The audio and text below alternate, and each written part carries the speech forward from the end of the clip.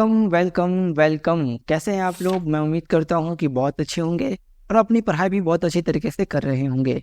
आज लेक्चर 2 होने वाला है हाइट एंड डिस्टेंस का, जिसमें हम लोग बहुत इंटरेस्टिंग क्वेश्चन करने वाले हैं जो आपके कॉम्पिटिटिव एग्जाम और बोर्ड एग्जाम दोनों के लिए बहुत हेल्पफुल होने वाला है। इस वीडियो में जो भी क्वेश्चन बताए जाएँ उसको सबसे पहले खुद सॉल्व कीजिए, तब जाके मेरा सॉल्यूशन देखिए और जो गलती हुई उसे सुधारिए, ताकि आपकी जो भी क्वेश्चन सॉल्व प्रैक्टिस हो उससे मजबूती आए उसके अंदर। और अगर आप इस चैनल पर न्यू हैं तो इस चैनल को सब्सक्राइब कर लीजिए, इस वीडियो को लाइक कर लीजिए और इसमें वीडियो में जो भी आपको कोई भी प्रॉब्लम नज़र आए उसे कमेंट ज़रूर कीजिए। और अगर आप इस वीडियो को में पहली बार आए हैं और पिछले लेक्चर नहीं देखे हैं, सबसे पहले उन सारे लेक्चर को देखिए। वो लेक्चर आपके बेसिक को काफ़ी स्ट्रॉन्ग कर देगा और तब जाके ये लेक्चर देखिएगा आपको, तब जाके आपको बहुत इंटरेस्टिंग और बहुत मज़ा आने वाला है इस लेक्चर में। ओके, मैं आपका बिना कोई टाइम वेस्ट किए आपको ले चलता हूँ अपने लेक्चर पे, ताकि आपका कोई टाइम वेस्ट ना हो और आप नई चीज़ें अच्छी चीज़ें आसानी से सीख सकें। आज का पहला क्वेश्चन जो हमारा है वो एनसीईआरटी का 9.17 नंबर क्वेश्चन है। इस क्वेश्चन को अटेम्प्ट करने से पहले मैं आपको एक चीज़ बता दूं, कल मुझे फर्स्ट लेक्चर में बहुत दफ़ा एक बहुत बड़ी मिस्टेक हो गई, जो स्पेलिंग मिस्टेक थी। डिप्रेशन, एंगल ऑफ डिप्रेशन को एंगल ऑफ डिस्पर्जन में पढ़ रहा था। क्या था वो?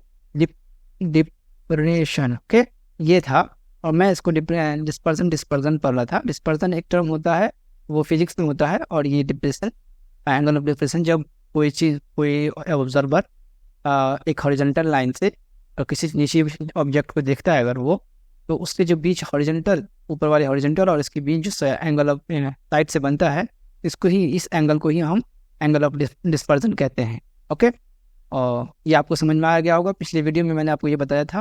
तो ये एंगल ऑफ डिस्पर्जन है, डिप्रेशन होता है, डिप्रेशन। ओके, ये डी है, एंगल ऑफ डिप्रेशन होता है। ओके, आपको ये बात समझ में आई हो गई। तो कल की मिस्टेक के लिए बहुत बहुत सॉरी, मैंने वीडियो एडिटिंग में मैंने इस चीज़ को बता दिया था। तो अब आगे चलते हैं।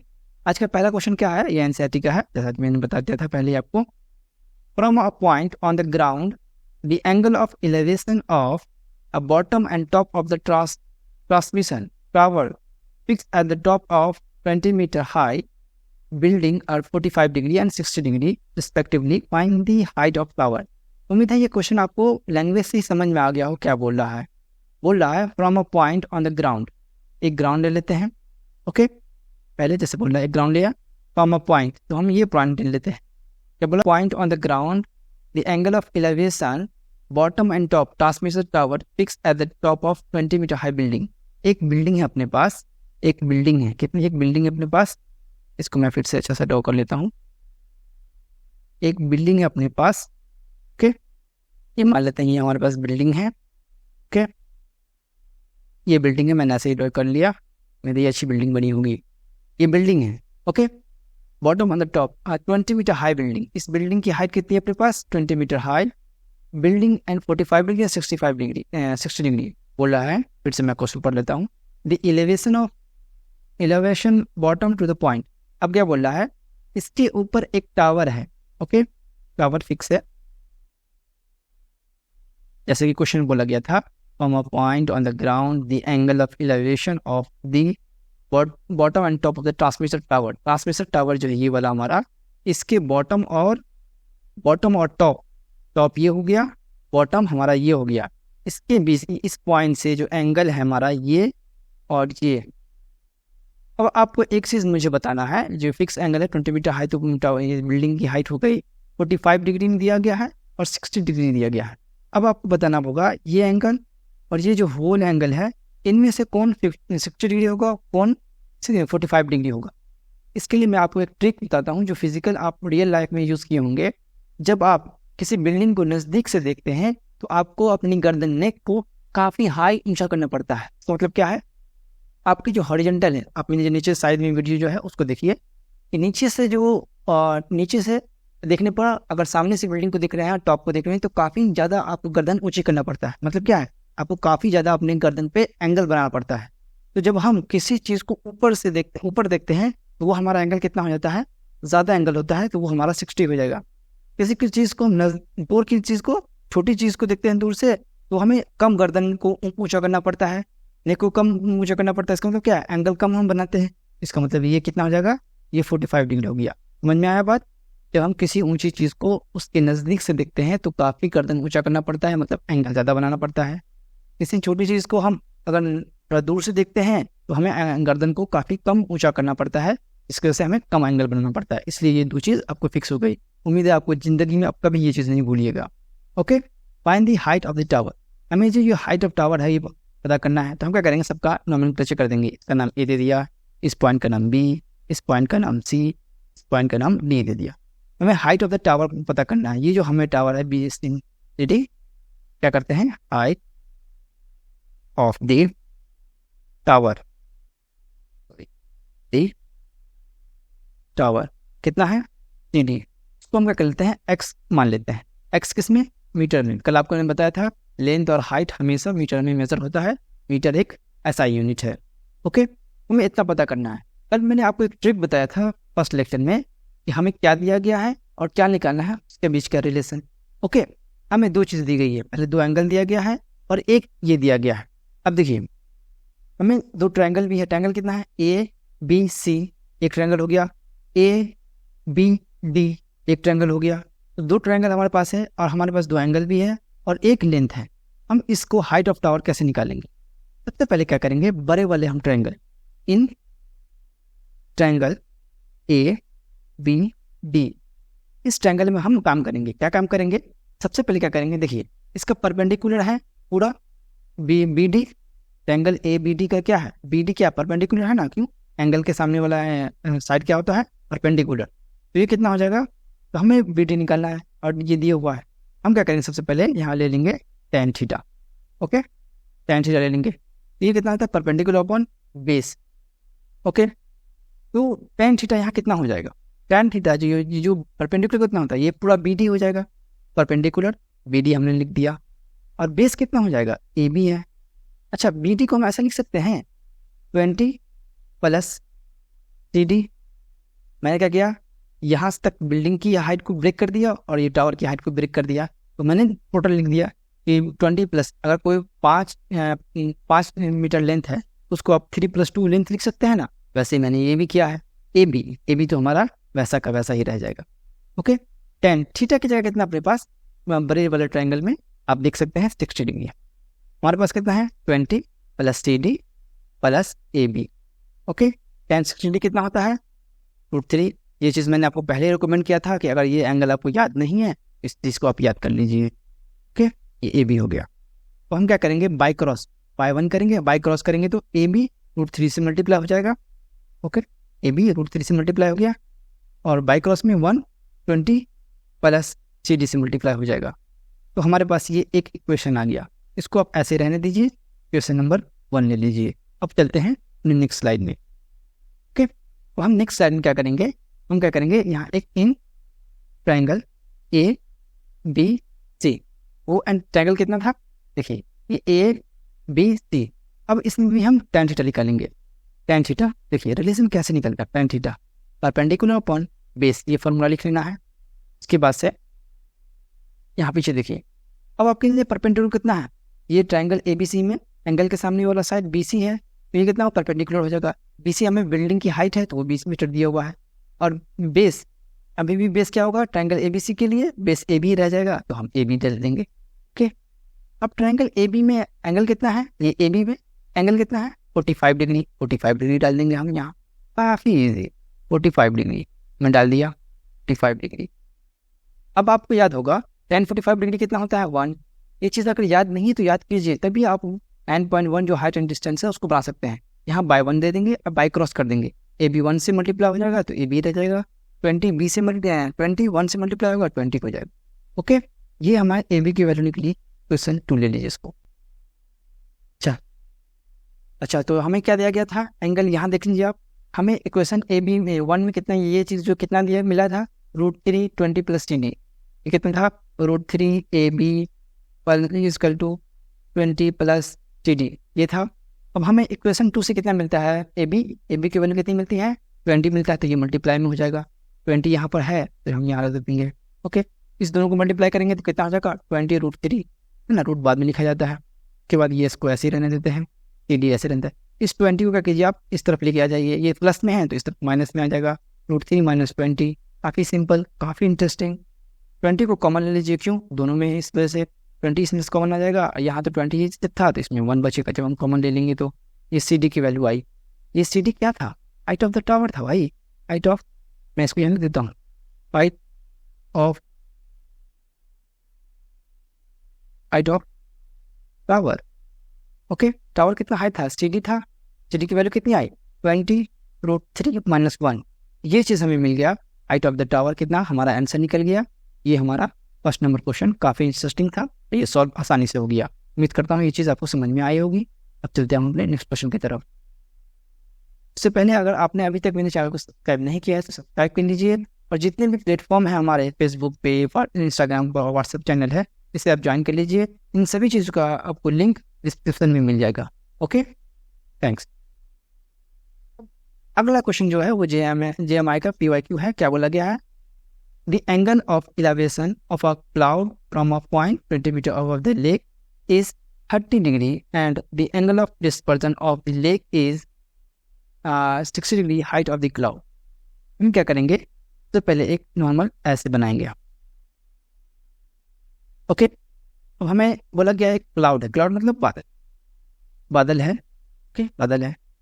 बोला गया the angle of elevation of cloud from 20 metre above, 20 metre above, 20 metre above है लेक, 20 मीटर एबव है, मतलब यहाँ से एक ऊंचा एक लेक है हमारे पास, एक लेक है, मान लेते हैं ये ऐसा ऐसा लेक है, 20 मीटर का ये हाइट है यहाँ से यहाँ तक का। ओके, लेक है, यहाँ से एंगल ऑफ इलेवेशन जो है इस क्लाउड का, अच्छा यहाँ पर एक हम इमेजिनरी लाइन लेंगे। क्यों, देखो 20 मीटर एबव बोला था, 20 मीटर एबव जो है angle of elevation, angle horizontal circle बनता है, तो हमने यहाँ ले लिया। ओके, 20 मीटर एबव था, एक लेक था, तो एक लेक हम बना लिए। तो बोला क्लाउड से हमारा कितना है, 30 डिग्री का एलिवेशन एंगल है, तो हमने एक इमेजिनरी डॉटेड लाइन के साथ ये बना लिया। ओके, ऐसे क्वेश्चन आपको बार बार आपके बोर्ड में और में आएंगे, बट एग्जाम का तो PYQ है ही ये। Angle of dispersion of a lake is 60 degree. Okay,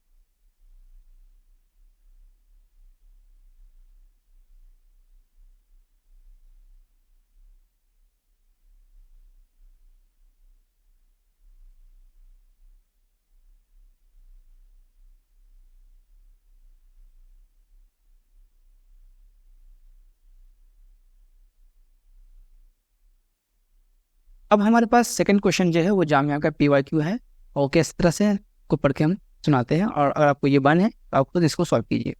the angle of elevation of a cloud from 20 metre above lake is 30 degree, the angle of dispersion of a lake is 60 degree, height of the cloud is.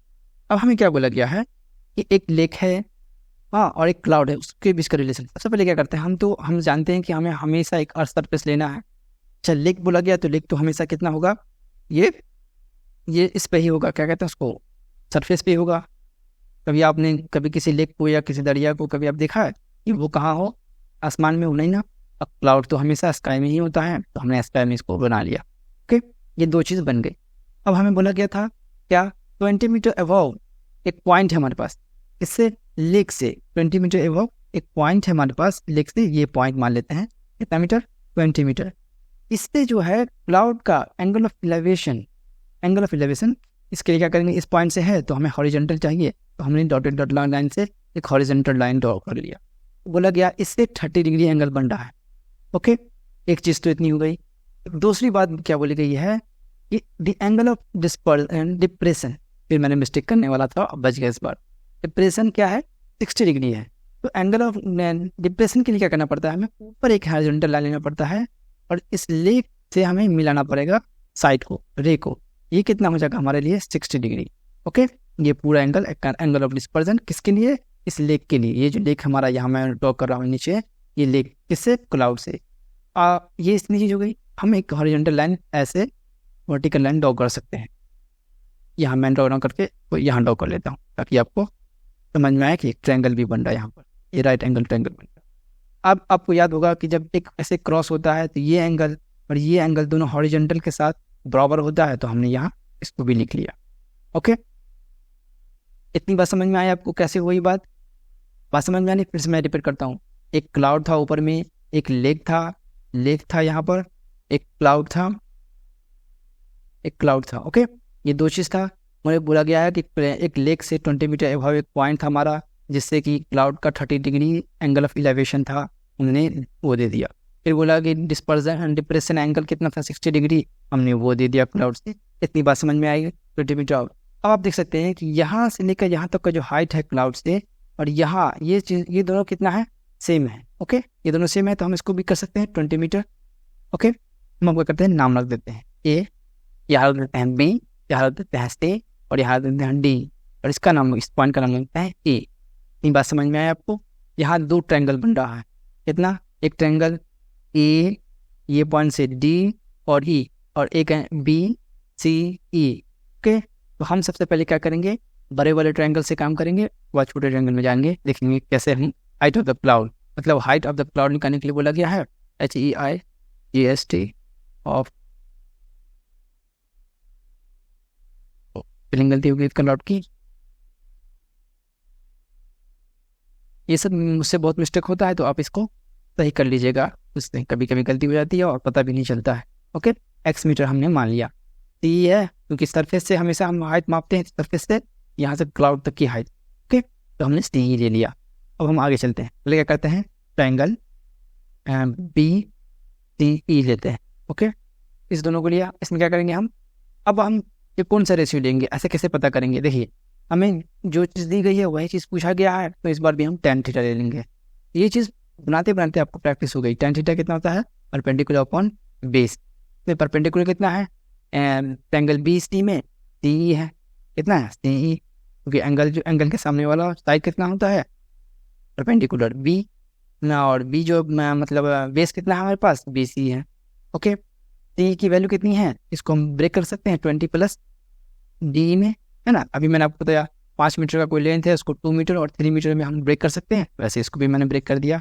और BC tan theta angle triangle BCE में कितना है, tan theta angle 60 degree है, तो हमने 60 degree दे दिया, 20 plus D दे दिया हमने। ओके, BC दिया हमने, tan 60 डिग्री की वैल्यू √3 होती है, तो हमने ये दे दिया, ये दे दिया।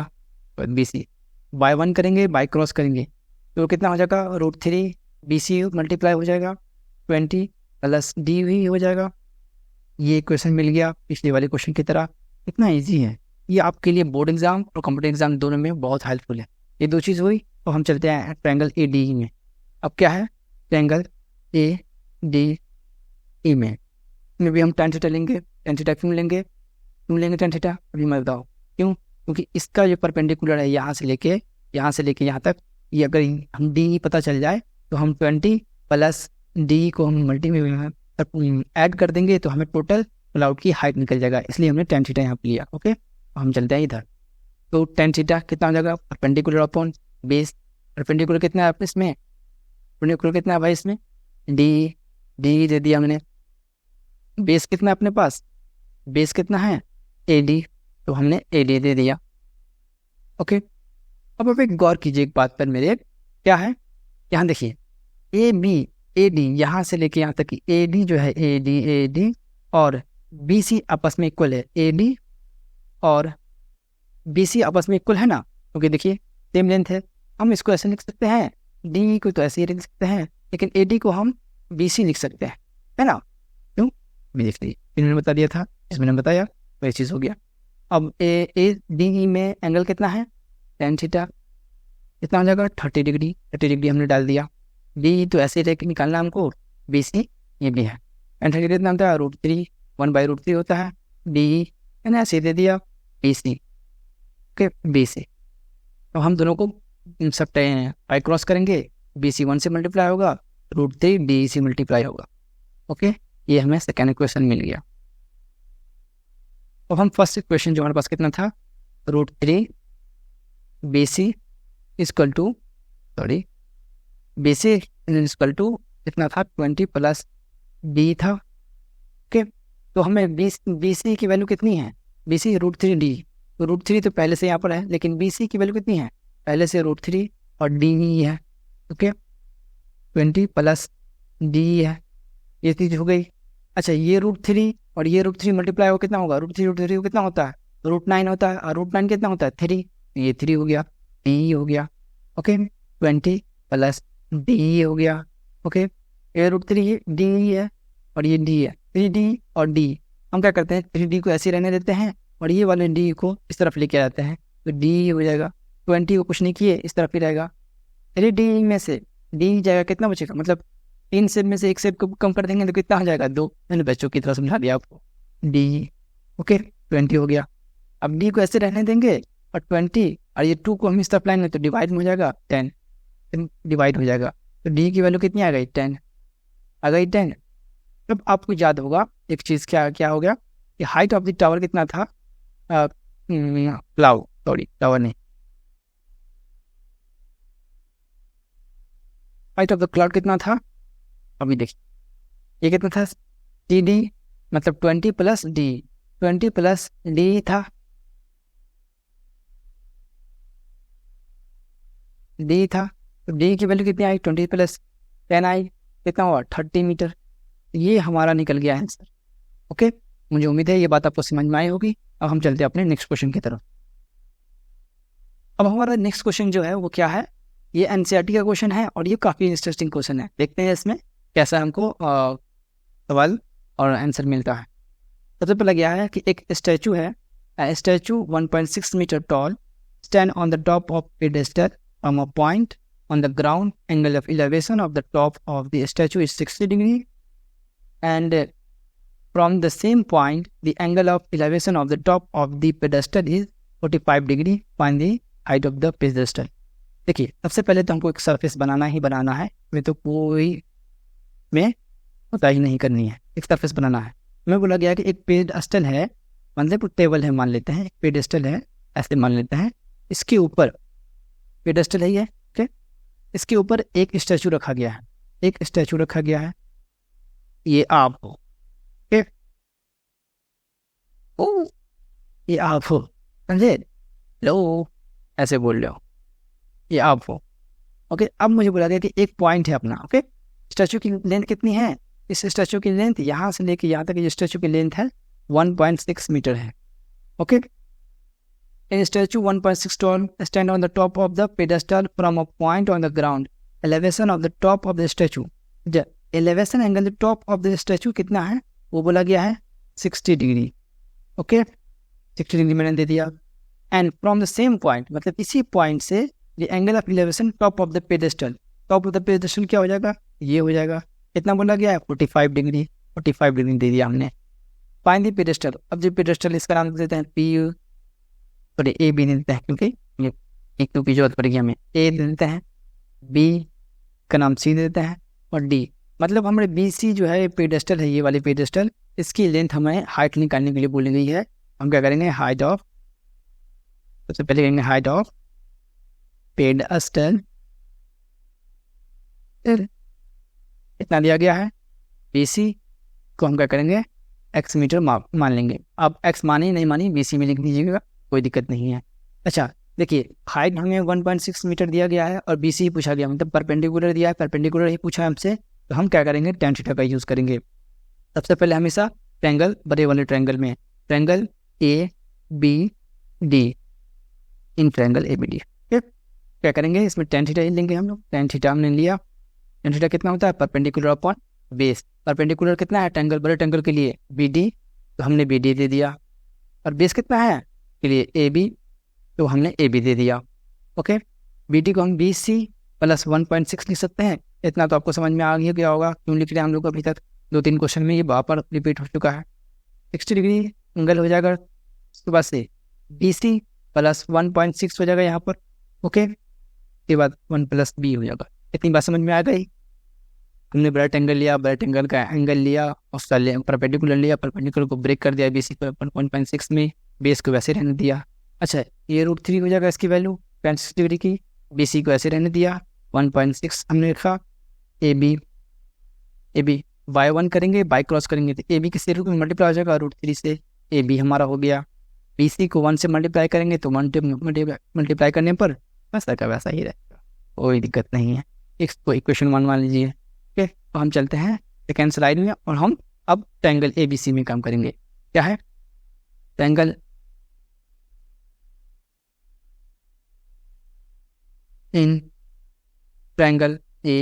ABC, तो भी tan थीटा लेंगे। tan थीटा कितना होता है परपेंडिकुलर अपॉन बेस।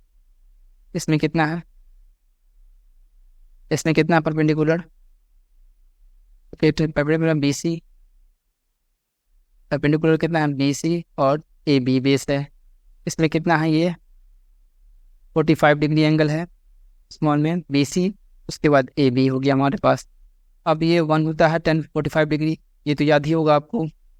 तो ऐसे बाय 1 करेंगे, यहाँ बाय क्रॉस करेंगे। AB 1 से मल्टीप्लाई होगा तो AB, BC 1 से मल्टीप्लाई होगा तो BC। इससे क्या पता चलता है AB और BC आपस में इक्वल है। ओके, कोई दिक्कत नहीं मुझे। अब क्या करेंगे, ये जो इक्वेशन 1 है इसका इस्तेमाल करेंगे। कैसे, इसको लिख लीजिए आप। √3 AB equal to BC plus 1.6। AB की वैल्यू कितनी है। अच्छा, AB देखिए AB और BC इक्वल है, तो हम यहाँ लिख सकते हैं AB की जगह BC को लिखें, क्योंकि इस तरफ भी BC है तो हम सब्ट्रैक्ट कर सकेंगे। ओके, BC वैसे भी हमें निकालना है क्योंकि ये BC ही जो है वो पेडेस्टल की हाइट है। तो हम क्या करेंगे, इस BC को हम इस तरफ लेके आएंगे, तो उस तरफ में RHS में प्लस में है तो ये माइनस में आ जाएगा। 1.6 को कुछ नहीं किया, ऐसे ही रहेगा। BC को हम क्या कर सकते हैं, इसको हम कॉमन ले सकते हैं, यहाँ बचेगा √3, यहाँ कुछ नहीं है तो 1 बचेगा। 1.6 तो ऐसे रहेगा। BC हमें निकालना है तो इसको ऐसे रहने दीजिए 1.6, √3 को ऊपर ले जाइए ऐसे। ओके, अब एक काम यहाँ कर दीजिए, रेशनलाइजेशन कर दीजिए। रेशनलाइजेशन क्या होता है, जो डिनोमिनेटर में है उसको प्लस साइन करके ऊपर नीचे मल्टीप्लाई कर दीजिए, यही आपका रेशनलाइजेशन होता है। BC ऐसे रहने दीजिए, ऊपर मल्टीप्लाई कर दीजिए, √3 प्लस 1 हो जाएगा, नीचे A minus B, A plus B का होल स्क्वायर हो जाएगा। तो √3 का होल स्क्वायर कितना होता है, √3 का 1, ये कितना हो जाएगा 2, ये 2 हो गया। इसको आप क्या कर दीजिए, फिनिश कर दीजिए 0.8। BC की वैल्यू कितनी है 0.8 √3 प्लस 1। ओके, ये आपको BC मिल गया। यही था पेडेस्टल की हाइट, ये जो आपने निकाला यहाँ पेडेस्टल, यही हाइट निकला 0.8 √3 प्लस 1 मीटर। ये आपका आंसर होगा। ओके, उम्मीद करता हूँ ये क्वेश्चन आपको बहुत समझ में आया होगा, और आगे भी आने वाले जो वीडियो है उसमें भी बहुत इंटरेस्टिंग क्वेश्चन मिलेंगे आपको। तब तक के लिए गुड बाय। इस चैनल पर न्यू है तो सब्सक्राइब कर लीजिएगा, लाइक कर लीजिएगा, कमेंट कर लीजिएगा। Take care, good bye.